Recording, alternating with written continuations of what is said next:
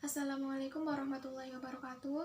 Perkenalkan, nama saya Umi Indah Mawarni. Saya dari jurusan Akuntansi Politeknik Negeri Semarang, program studi D3 Akuntansi.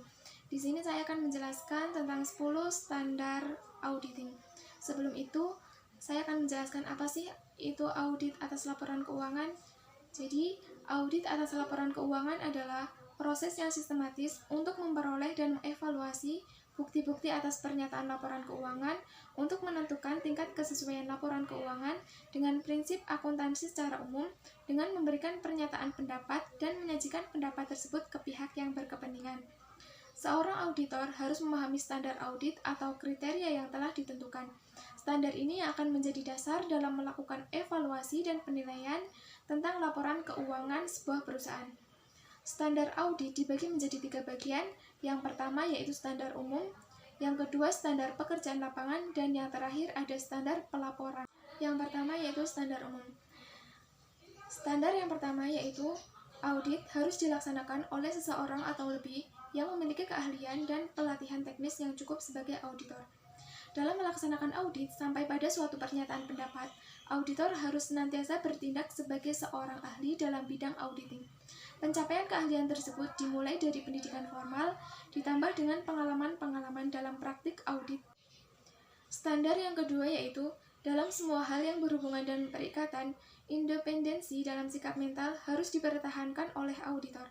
Standar ini mengharuskan seorang auditor bersikap independen, yang artinya seorang auditor tidak mudah dipengaruhi karena pekerjaannya untuk kepentingan umum.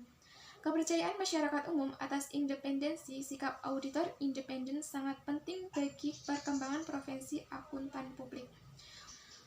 Standar yang ketiga yaitu, dalam pelaksanaan audit dan penyusunan laporan keuangan, auditor wajib menggunakan kemahiran profesionalnya dengan cermat dan seksama.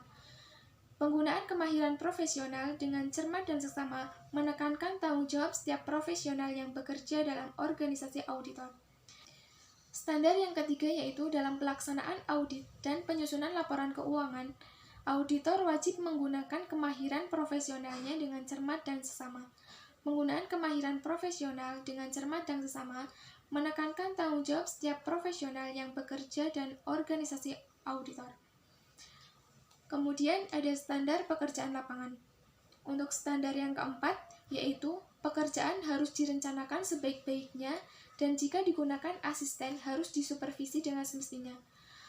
Untuk standar audit yang kelima yaitu pemahaman memadai atas pengendalian intern harus diperoleh untuk merencanakan audit dan menentukan sifat, saat, dan lingkup pengujian yang akan dilakukan.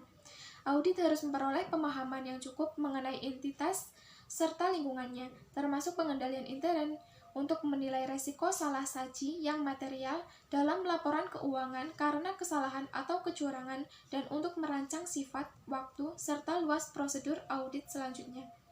Untuk standar audit yang keenam yaitu bukti audit kompeten yang cukup harus diperoleh melalui inspeksi, pengamatan, permintaan keterangan, dan konfirmasi sebagai dasar memadai untuk menyatakan pendapat atas laporan keuangan yang diaudit.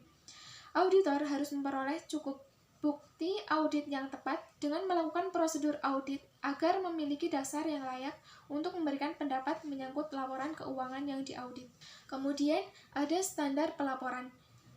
Untuk standar audit yang ketujuh yaitu laporan auditor harus menyatakan apakah laporan keuangan telah disusun sesuai dengan prinsip akuntansi yang berlaku umum di Indonesia.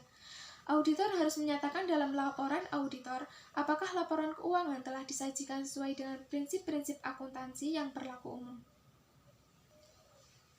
Standar audit yang ke-8 yaitu laporan auditor harus menunjukkan atau menyatakan jika ada ketidakkonsistenan penerapan prinsip akuntansi dalam penyusunan laporan keuangan periode berjalan dibandingkan dengan penerapan prinsip akuntansi tersebut dalam periode sebelumnya. Auditor harus mengidentifikasi dalam laporan auditor mengenai keadaan di mana prinsip-prinsip tersebut tidak secara konsisten diikuti selama periode berjalan jika dikaitkan dengan periode sebelumnya. Standar audit yang ke-9 yaitu pengungkapan informatif dalam laporan keuangan harus dipandang memadai kecuali dinyatakan lain dalam laporan auditor. Jika auditor menetapkan bahwa pengungkapan yang informatif belum memadai, maka auditor harus menyatakannya dalam laporan auditor. Dan standar auditing yang terakhir yaitu laporan auditor harus memuat suatu pernyataan pendapat mengenai laporan keuangan secara keseluruhan atau suatu asersi bahwa pernyataan demikian tidak dapat diberikan. Jika pendapat secara keseluruhan tidak dapat diberikan, maka alasannya harus dinyatakan. Dalam hal nama auditor dikaitkan dengan laporan keuangan, maka laporan auditor harus memuat petunjuk yang jelas mengenai sifat pekerjaan audit yang dilaksanakan, jika ada, dan tingkat tanggung jawab yang dipikul oleh auditor. Demikian penjelasan tentang 10 standar auditing dari saya, semoga bermanfaat. Sekian dari saya, wassalamualaikum warahmatullahi wabarakatuh.